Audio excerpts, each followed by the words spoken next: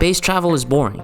It's essentially just fast travel to whatever your next destination is, robbing the player of any hiccups or curveballs that could have led to a more fun and more compelling narrative. My name is Ricky, and I'm making an indie space RPG and starship management game called Cosmic Renegade. Now, I ran into this boring travel problem in my last devlog, where I built a command line that could transport players instantly to the next planet. It got the job done, but it was pretty lackluster. To fix this, here are some fascinating ways you can make your indie game's travel mechanics much more engaging. Tip number 1 is to use encounters. Numerous games and TTRPGs have made traveling by foot worthwhile by sprinkling in random encounters on the road that players may miss out on if they took the fast travel option instead. In Skyrim, who can forget walking from Riverwood to Whiterun for the first time just so that they can casually spot the companions battling a giant on some dude's farm? Dungeons & Dragons game masters typically have random encounter tables that you can roll on for each day of travel. The party might have to deal with anything from run-of-the-mill bandits to merchants with interesting gear, or even a freaking dragon. Encounters like these induce a fear of missing out that will cause players to want to experience more of your world. Tip number 2 is to replace fast travel altogether with something I like to call map travel. Rather than manually walking to the next location on foot, the player can zoom out to a world map view.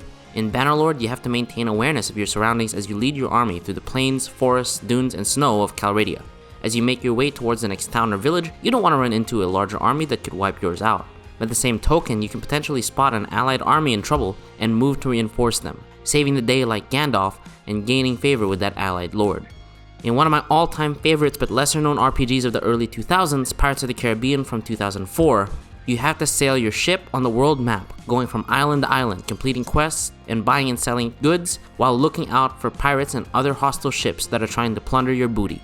In fact, I enjoyed that game so much, my game is basically that but in space. Subscribe to follow my progress.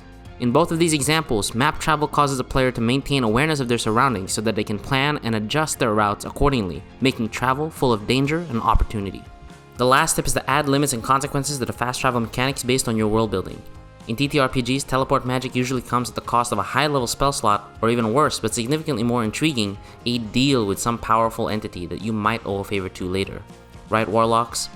In my game, Cosmic Renegade, there are astral gates that can teleport starships across vast distances inspired by the worlds of Cowboy Bebop and Mass Effect. They offer instant transportation to the next solar system over as long as you pay that hefty fee. Additionally, the astral gates in Cosmic Renegade are located on the edges of solar systems so that they are outside the effects of the sun's gravity well. That's just how the science works.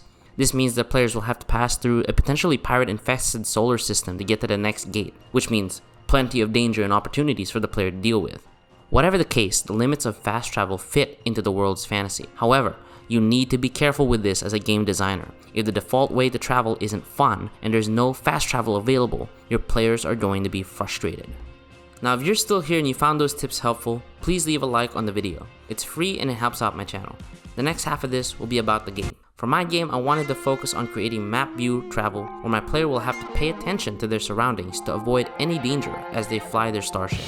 First, I fired up Godot and dropped a simple background, the sun, and 3 planets, using colored rectangles. I love my colored rectangles. Then, I added a tile set so that I could use those tile coordinates to spawn stuff. I also wanted to use pathfinding, but it ended up not being super important. With the world now in place, it was time to work on the player's starship. I focused on simple movement, with WASD keys, and also using the mouse to click to move to a target position. I also made a sprite for my starship with just 2 frames, one with the engines on and one with the engines off. Incredible, right? Anyway, to help manage these states, I made a state machine with the idle state and flying state. Now I have to credit Michael Games and his action RPG Godot tutorials for this state machine idea. At this point, I could move the starship, hooray! But it was a pretty boring thing because all you could do was fly around aimlessly in the dead solar system. Time to add a reason to visit planets. To do that, I made 2 types of quests, a deliver cargo quest and a passenger quest. Both of these quests are the same thing under the hood. If you have the quest and you reach a planet that matches the quest destination, it'll count as completing the quest. Hooray! Okay, but how do you accept or pick up quests? Well, first you need to be able to interact with the planet. To do this, I added an area 2D with a collision shape to show that the player can interact with that planet if their starship overlaps it. Also, make sure you're using the right layers. Name your layers, you doofus, because it can get confusing. When I press E, I built this pop-up menu that, pops up. And when it does, I can go to the jobs board to pick up some quests. But be careful, it's still really buggy. Please send help in the comments. Uh-oh, how do I see the quest that I just picked up? Crap, I gotta make a menu for that. Press J to pull up the quest menu. Okay, but it's still pretty boring to go from planet to planet because it's just a straight line. Great, let's add some obstacles. In space, there are these things called electromagnetic storms and solar flares, and in my game, they'll slow your starship down. For now. Maybe they'll drain power, do some light damage over time, and do other fun stuff later. Okay, tough guy, let's add some space pirates. I copied the player's starship with some slight modifications to the state machine. The wander state allows the enemy starship to wander around for a few seconds, while the chase state hunts the player down if they see you. But how can they see you? I needed to make a vision area for the pirates so that when the player enters it, they'll chase you down like a 90-day fiancé chasing a divorce as soon as they get their new passport. Man, these pirates are fast, they keep catching me. How can I escape with crafty piloting? Wait a second, I have space clouds. Can I do something with those?